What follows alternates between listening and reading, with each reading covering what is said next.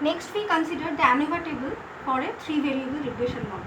So 3-variable regression model can be written as yi is equal to a plus b2 x2i plus b3 x3i plus ui. So this is the PRF, population regression function for 3-variable regression equation. Now we consider the ANOVA table for 3-variable regression model. So here we have estimated sum of square, here we have residual sum of square, and here we have total sum of square. So estimated sum of square for 3-variable regression is b2 hat summation x2 I yi plus b3 hat summation x3i yi, and RSS is summation of small ui hat square, and TSS is summation of small yi square. Now if we consider the degrees of freedom for the 3-variable regression for ESS, RSS and TSS, then for ESS the degrees of freedom is 2, for RSS the degrees of freedom is n minus 3, and for TSS the degrees of freedom is n minus 1. So the degrees of freedom for TSS equals to the sum of the degrees of freedom of ESS and RSS. So n minus 3 plus 2 is equal to n minus 1. Now here in case of 3-variable regression also we can get the value of R square. So R square is the ratio between ESS and TSS. Now there is some problem with this value of R square. Suppose initially we are considering a 3-variable regression where we have two independent variables on the right hand side. So yi is equal to a plus b2 x2y plus b3 x3i plus e. Now if we keep on adding the number of variables on the right hand side, that is if we increase the number of explanatory variables on the right hand side, then the value of R square will continuously rise. So in that case we may not get the true explanatory power of the regression model. So if we increase continuously the number of independent variables on the right hand side, the value of R square will also continuously increase. So in that case we will not get the true explanatory power of the regression model. So in that case we have to put a check on the value of the R square. So we adjust this value of R square by the degrees of freedom.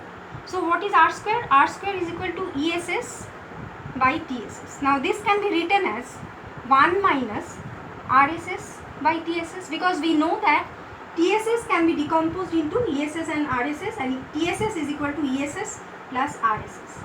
So from here we can write R square is equal to 1 minus RSS by TSS. Now we can write 1 minus, so this we can write. Now for getting the value of the adjusted R square, for adjusting this value of the R square, we adjust this ratio with the help of the degrees of freedom. So we know that for the 3-variable regression, the degrees of freedom for RSS is n minus 3. So this is n minus 3. And for TSS we know that for 3-variable regression the degrees of freedom is n minus 1. So we adjust here, we divide this TSS by n minus 1. So from here, so this value, the modified value of R square is called the adjusted R square. Now this is denoted by R bar square. Now if you generalize this for k number of regressors, so here we have 2 regressors, so that is why we are dividing RSS by n minus 3 and TSS by n minus k. Now for k number of regressors,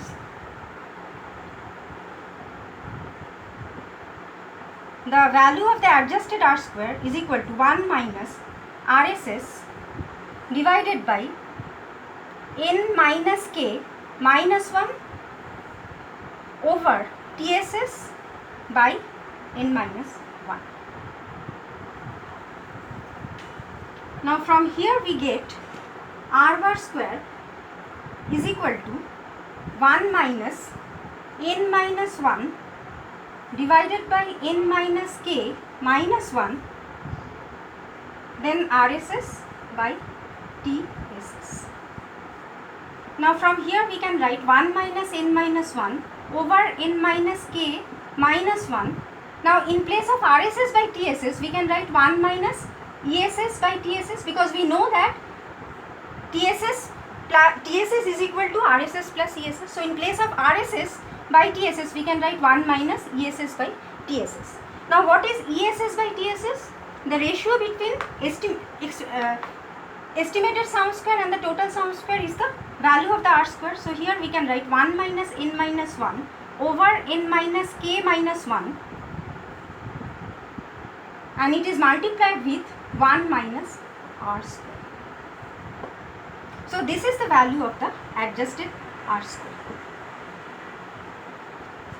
Now what will happen? Suppose on the right hand side we keep on adding the number of regressors, that is the number of independent variables. So in that case k will rise. Now if k rises, then n minus k minus 1 falls, and this is in the denominator. So this whole thing will rise. This whole term will rise. Now if we keep on increasing the number of regressors on the right hand side, then what will happen to the value of the R square? R square will continuously rise. So in that case we will get higher and higher value of R square. So if we get higher and higher values of R square, then 1 minus R square will decline. So in that case this second term, that is 1 minus R square, will decrease. So in effect, if we consider this whole term, if we consider this term after this negative sign, then this first term will increase but the second term will decline if we keep on increasing the number of regressors on the right hand side. So there is a check on this whole term, and then therefore we will get the value of the R bar square, which will not continuously rise if we increase the number of regressors. So it is better to interpret the value of the adjusted R square. So rather than interpreting the R square, we should interpret the value of adjusted R square whenever we will analyze the regression result.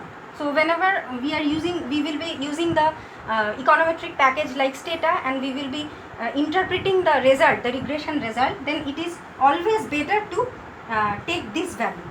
Always it is better to consider this R bar square, that is the adjusted R square. So this will give us the true explanatory power of the regression model. Now as you can see from this expression, that value of R bar square is always less than the value of R square. So the magnitude of R bar square is always less than the R square, and R square we know that R square can never be negative. It lies between 0 and 1, but adjusted R square can be negative. So there is no restriction on the value of the adjusted R square like this. So adjusted R square can be negative.